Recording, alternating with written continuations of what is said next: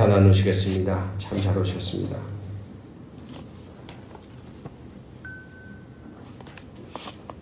네.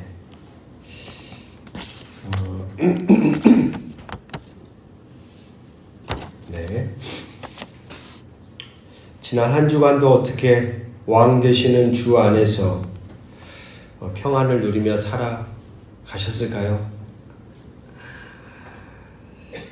우리는 지금 복음이라는 중요한 질문을 가지고 그 대답을 한 주 한 주 찾아가고 있습니다. 세 번째죠. 첫 번째 2주 전에는 복음은 우리를 지치게 하는 충고나 어떤 조언이 아니다. 복음이란 우리를 자유하게 하는 소식이다. 그 소식은 듣고 받아들이면 되는 거예요.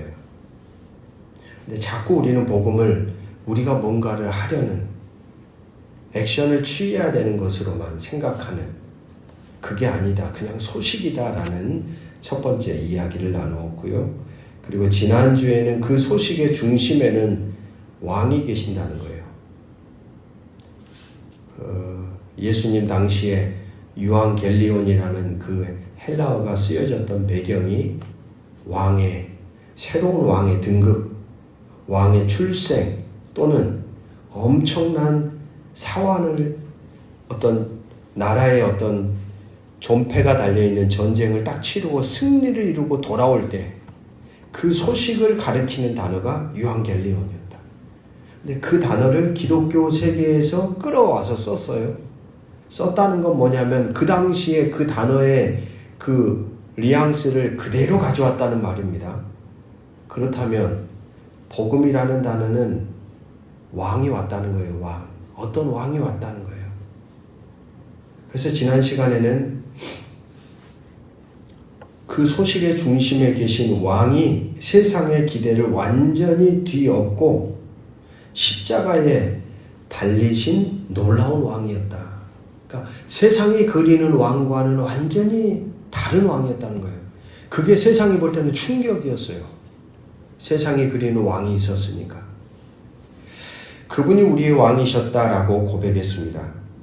그러면 여기서 우리는 또 하나의 질문이 생겨납니다. 예수님이라는 왕에 대한 소식이 복음이라면 왜 오늘날 세상에는 너무나 다른 종류의 기독교와 복음이 존재할까라는 거죠. 어떤 곳에서는 이 복음에 대해 이렇게 말합니다. 마음의 평안을 얻는 비결이다. 또 어떤 곳에서는 복음에 대해 이렇게 말합니다. 사회 정의를 이루는 것이다. 또 어떤 이들은 이렇게 말하죠. 부자가 되는 길이다. 성공의 길이다. 마치 같은 왕에 대해서 전혀 다른 소식을 전하는 것 같은 느낌이 든다는 겁니다. 그런 맥락에서 오늘 본문을 향해 시선을 딱 돌려보니까 오늘 본문의 사도 바울은 무서운 이야기를 하죠. 불같이 화를 내고 있습니다. 바울이. 왜냐? 갈라디아에 있는 성도들이 너무나도 빨리 복음은 복음인데 다른 복음을 쫓아갔다는 거예요. 다른 복음을 쫓아간다. 바울은 단호하게 선포합니다. 다른 복음은 없나니 만일 누구든지 너희가 받은 것 외에 다른 복음을 전하면 저주를 받을지어다. 무서운 경고죠. 이 경고는 어쩌면 오늘 우리에게 이렇게 묻는 것처럼 들립니다. 오늘 우리가 믿고 있는 복음은 다른 복음일까? 진짜 복음일까? 라는 질문이죠. 오늘 우리가 얼마나 쉽게 진짜 복음을 세상의 거짓 소망과 뒤섞는지를 돌아보고 진짜 복음만이 주는 흔들리지 않는 진리를 붙들고자 합니다. 오늘 복음이란 무엇입니까? 라고 하는 이 질문의 세 번째 대답은 이것입니다. 복음은 세상의 거짓 소망을 이기는 진리입니다. 함께 풀어가 보시죠. 우리가 가장 쉽게 빠지는 다른 복음의 첫 번째 모습은 복음이라는 것을 이야기할 때 영혼 탈출 계획으로 축소시킨다는 겁니다. 영혼이 탈출하는 계획. 이 복음의 내용은 우리가 사는 이 세상을 죄로 가득 찬 곳으로 정의 내리죠. 죄로 가득 차. 죄로 가득 차 있고, 그리고 마지막에는 이 세상이 어떻게 될 거다. 버려질 타락한 장소다라고 정의를 내립니다. 하나님이 관심을 가지시는 것은 오직 뭐뿐이니까? 우리의 영혼뿐이니까. 여러분, 이 생각이 아주 그럴싸하고 또 이런 메시지들을 우리는 참 많이 들어왔습니다. 그래서 복음이란, 여기서 말하는 복음은 이런 복음의 정의를 내리죠. 이 썩어 없어질 육신과 세상을 떠나 우리의 영혼이 저 멀리 있는 천국이라는 이상향으로 안전하게 탈출하는 비결이 복음인 거예요. 여러분, 이 이야기를 가만히 듣다 보면 여러분 안에 어떤 문제점들이 떠오르실까요? 사실 매우 영적이며 경건하게 들리긴 하지만 사실 성경이 말하는 진짜 복음의 핵심을 놓치고 있습니다. 이것은 성경의 세계관이 아니라 예수님 당시에 존재했었던 그리스 철학에서 주장하는 영은 선하고 육체는 악하다라고 보는 사상에 가깝습니다. 창세기만 보더라도 여러분, 창세기 1장으로 딱 가보십시오. 세상에 대해 뭐라고 하십니까? 하나님이 보시기에 좋았더라. 심히 좋았더라. 한 번도 아니고 날마다. 그리고 아들을 보내실 만큼 하나님은 어디를 사랑하셨다 그래요? 이처럼 사랑하셨다. 사실 말씀을 우리가 제대로 기억하고 깨닫고 있다면 이러한 생각이 뭔가 복음이 아닌 것 같은 생각이 들 수 있죠. 하나님의 계획은 이 세상이 죄로 망가졌다고 해서 불도저로 마치 공사판을 아파트를 새로 짓듯이 땅을 갖다 다 밀어버리고 우리의 영혼만 쏙 빼내가시는 것이 아닙니다. 비유하자면 어떤 위대한 화가가 그린 아름다운 걸작이 누군가에 의해서 심히 훼손되었다고 생각해 보십시오.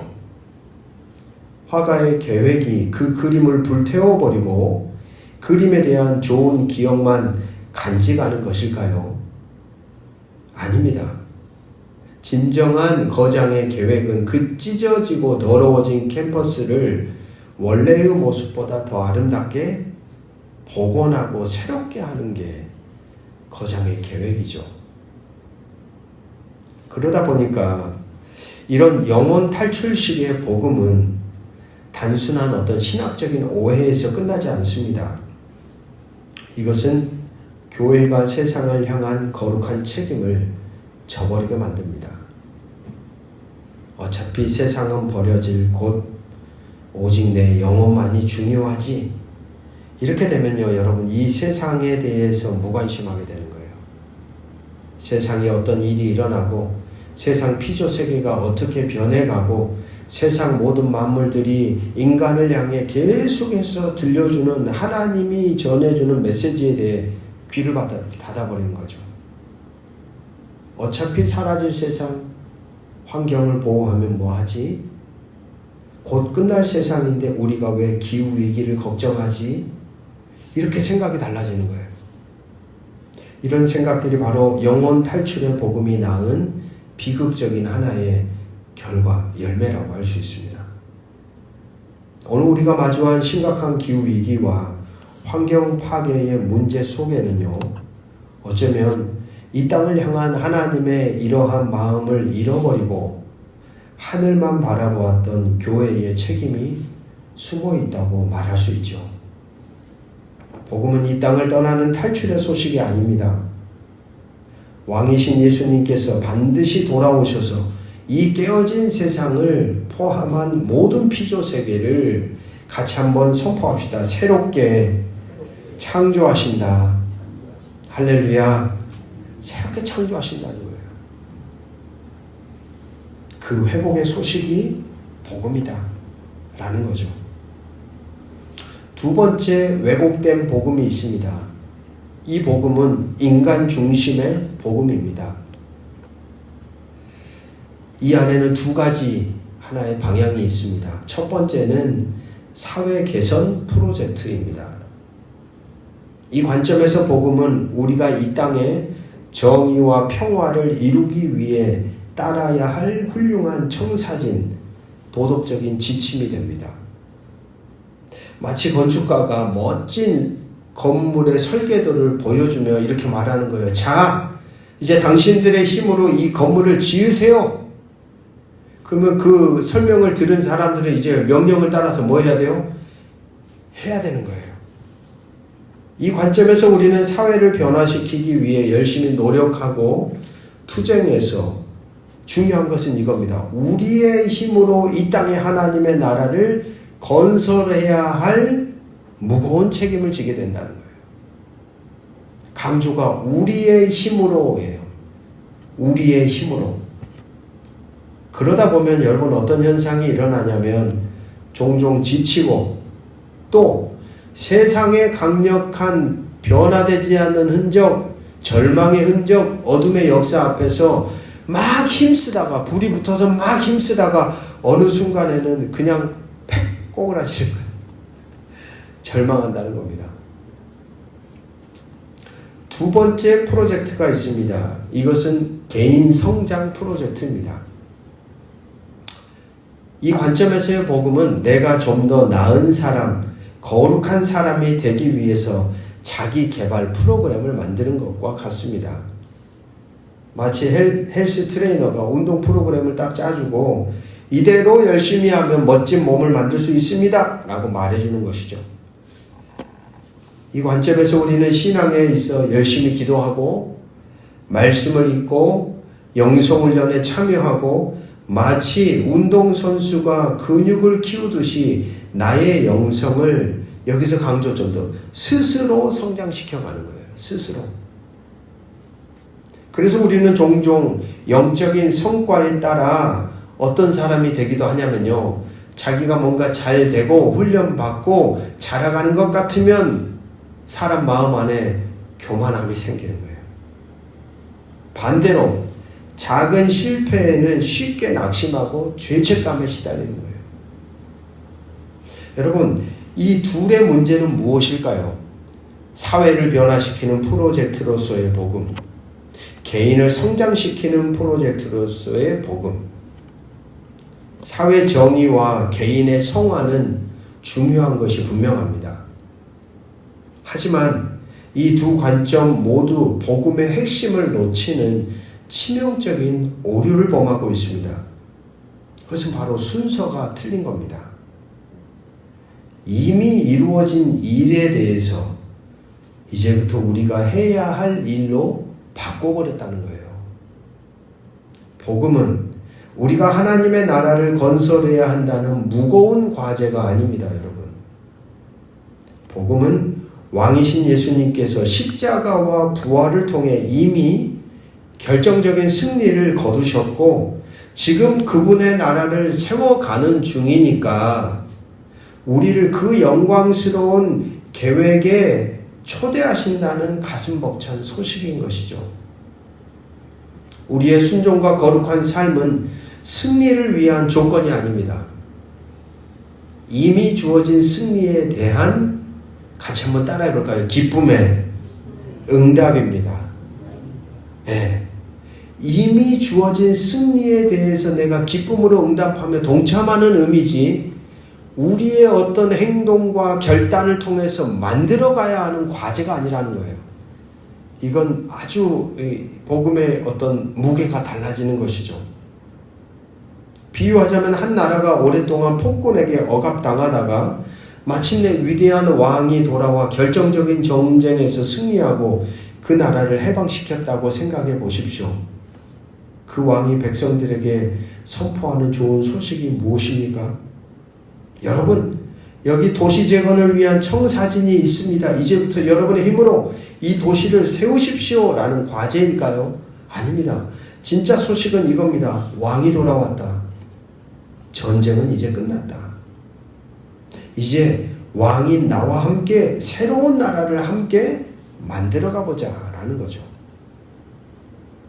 사랑하는 성도 여러분, 오늘 본문에서 사도 바울이 그토록 분노했던 이유, 그것이 여기에 있습니다. 갈라디아 교회에 들어온 다른 복음은 예수님을 믿는 것만으로는 부족하다 였거든요. 예수님을 믿는 것으로는 부족해. 너네들 다른 뭔가가 필요해. 율법을 지키는 노력이 첨가되지 않으면 안 돼. 누가 이런 이상한 속한 말로 찌라시 같은 걸 뿌리고 있었던 거예요. 교회 안에. 오직 예수를 믿음으로 구원을 받습니다라고 누가 이 복음을 전해놨더니 자꾸 안 돼. 율법을 다시 지켜야 돼. 유대인들이 지켰던 율법을 따라가야 돼 하면서 항목을 계속 붙였던 거예요. 그러니까 사도 바울이 얼마나 불이 났겠어요.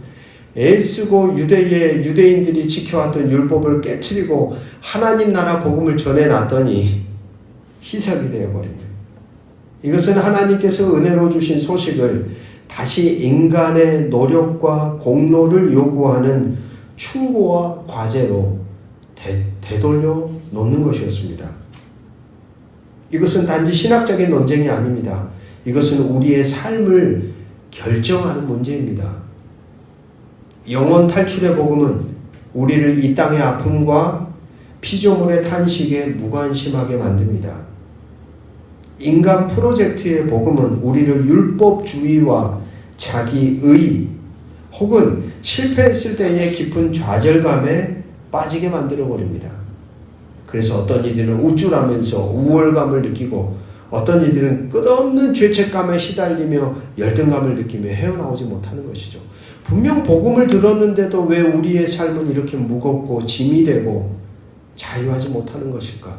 그것은 바로 복음에 대한 정확한 정의가 흐려졌기 때문이죠. 그러나 진짜 복음은 예수님이 왕이시며 그분이 지금 온 세상을 새롭게 하고 계신다는 소식입니다.